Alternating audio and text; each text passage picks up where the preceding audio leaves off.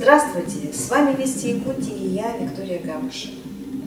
Прошло чуть больше месяца с тех пор, как якутские предприниматели в сфере ремонта и дизайна решили объединиться в одну общественную, региональную, некоммерческую организацию «Центр дизайна и ремонта».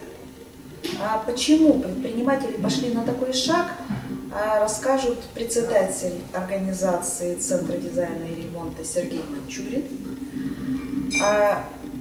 и его друзья и коллеги. Я думаю, что по ходу мы со всеми познакомимся. Ну, почему вам потребовалось, почему потребовалось появление вашего центра? Ну, во-первых, идея создания такого объединения витала давно в воздухе. Мы наблюдали, как работают мастера местные, как работают приезжие мастера. И была мысль, как-то это все надо систематизировать, как-то это все объединить. И благодаря поддержке и кураторству депутата городской думы Данила Ивана Ивановича этот центр был создан. И он сейчас работает, пока только набирает обороты. Целью и задачами этого центра является повышение качества услуг в сфере ремонта квартир и строительства частных домов. Также предоставление рабочих мест молодежи, которые сейчас получают дипломы после окончания вузов, СУЗов и не могут найти себе работу. И, соответственно, здоровая конкуренция с приезжими мастерами отделки.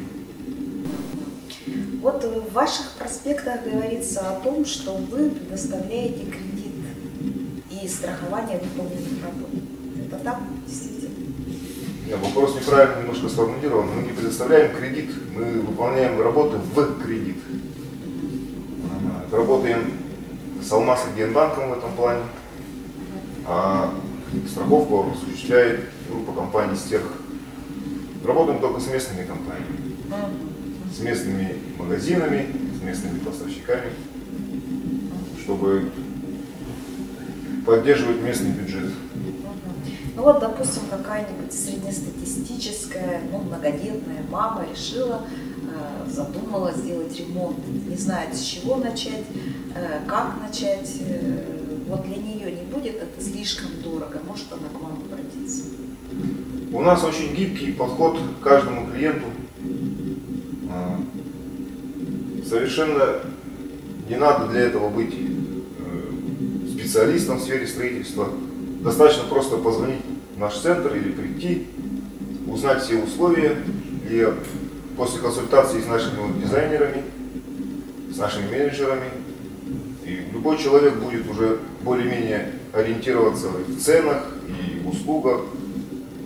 Соответственно, дизайн можно подобрать как эконом-вариант, так и премиум-класса, так и элит-класса, всяко по желанию клиента.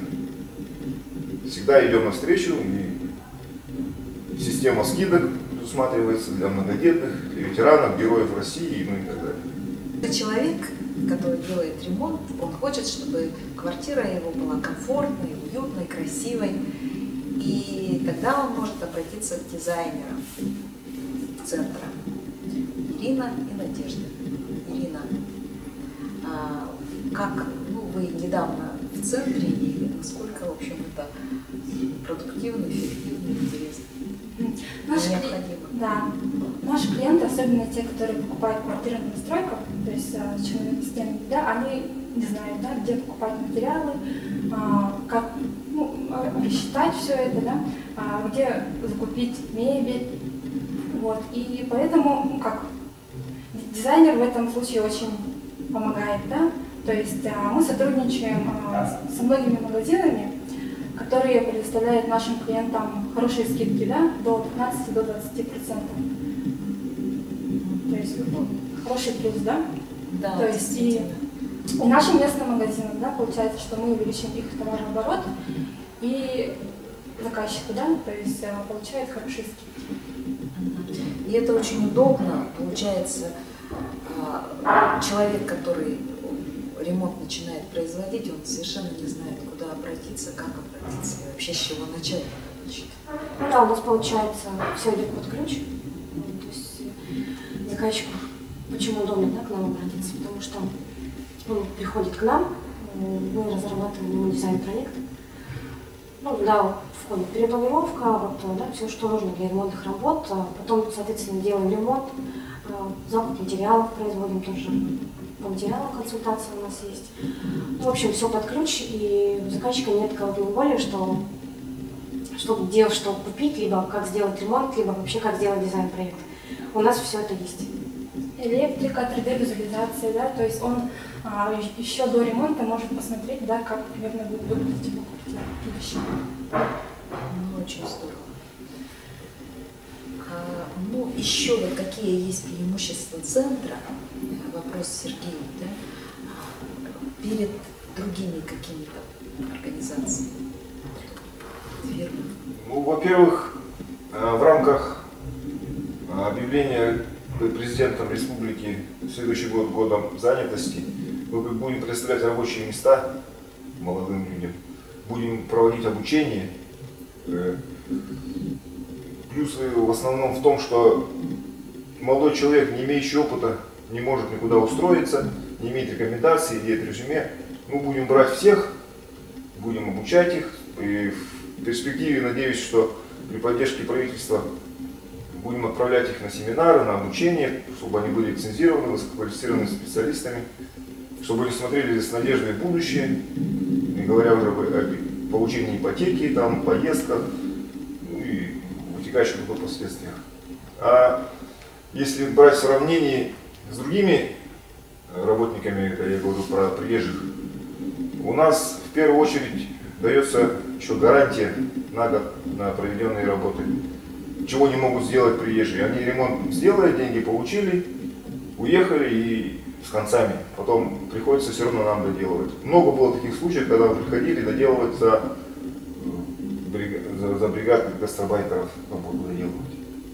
У нас такого нет, потому что на каждом этапе происходит контроль качества. Например, закончили одну операцию, пришел менеджер, все это проверил, измерил, пришел хозяин, убедился и идем дальше. И вот так под ключ решение вручаем ключи, уже можно ставить мебель и заселяться.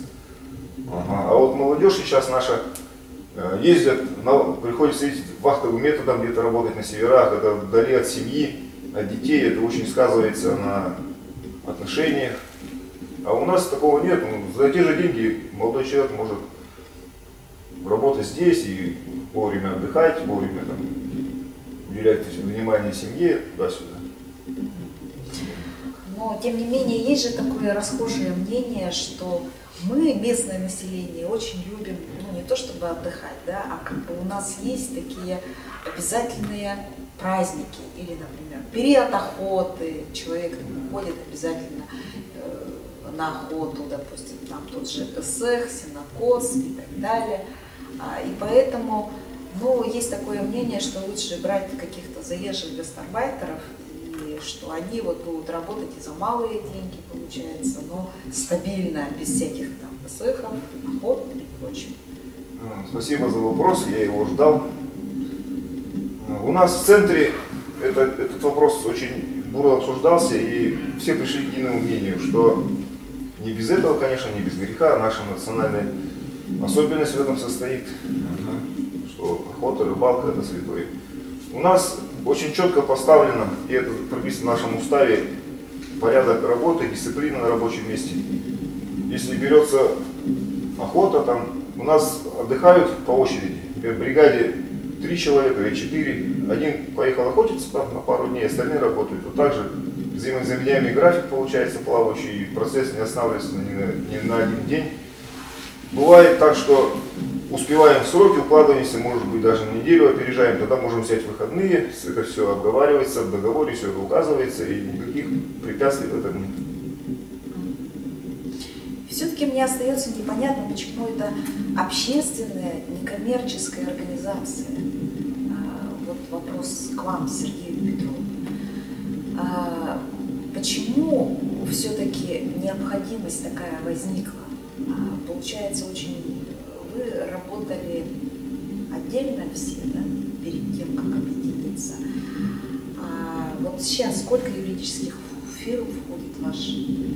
В общем, в центре дизайна и ремонта там уже объединились 40 бригад.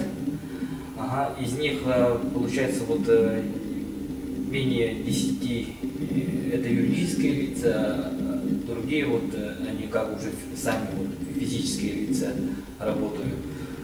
Почему вот только 10, да? Для отделочных, например, открывать свои ИП и ООО это как-то сейчас сложновато, потому что у нас много очень простое бывает, это тоже сезон тоже дает о себе знать. И при этом мы, отделочники, не получаем вот кредиты, не получаем ипотеку. Если вот центр уже будет развиваться, у нас уже скоро в дальнейшем мы видим, что у нас простой уже не будет. Сейчас уже в центре более 50 объектов. Это, например, 50 объектов.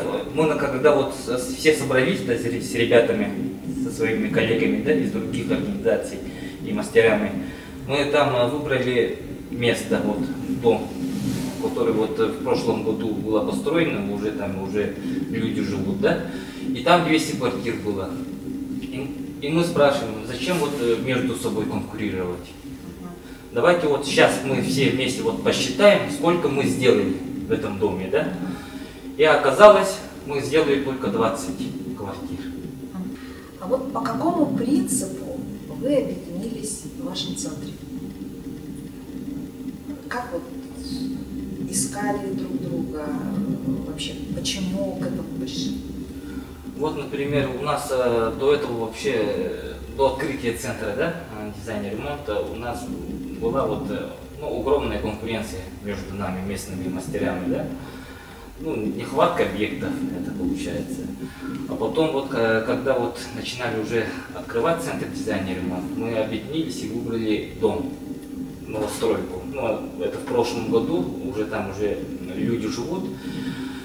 И вопрос был задан так, например, там 200 квартир, и сколько из них мы сделали, вот, местные ребята. И мы посчитали. А оказалось, сделали только 20 из 200. А где остальные 180? Ну вот и ребята с СНГ его и только берут. Ага. А это же вообще вот для бюджета республики это вообще огромные деньги. Которые выводятся за А точные цифры вот председатель наш Сергей Манчунин расскажет. Ну, тогда, значит, плавно переходим к Сергею, другому Сергею. Давайте тогда о цифрах. Если брать статистику, то за прошлый год было введено в эксплуатацию 600 тысяч квадратных метров жилья, включая частный сектор. И из этих 600 тысяч квадратных метров нашим центром было сделано, нашими мастерами было сделано около 60 тысяч квадратных метров. 55 тысяч, 60 тысяч, где-то в этом промежутке. Если брать среднюю стоимость за квадратный метр, работы стоят обычно от 3000 и выше. Возьмем в среднем по 3000, это получается, за прошлый год было произведено работ по ремонту квартиры частных домов на сумму 1 миллиард 800 тысяч рублей. Из этого огромного числа квадратных метров нашими мастерами было сделано только 8,5% этого общего объема.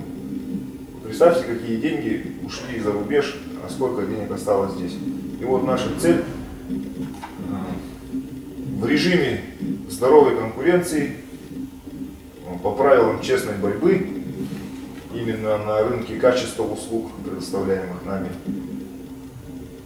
захватить эту сферу, чтобы местные мастера пользовались большей популярностью, чем приезжие.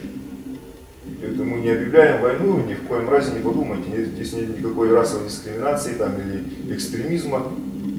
Просто во многих регионах это практикуется. Тем более наш президент Егор Игнатьевич Борисов издал указ об ограничении доступа иностранных граждан к такому виду деятельности. И мы полностью его поддерживаем и надеемся на поддержку с его стороны. Но ребятам можно пожелать только удачи.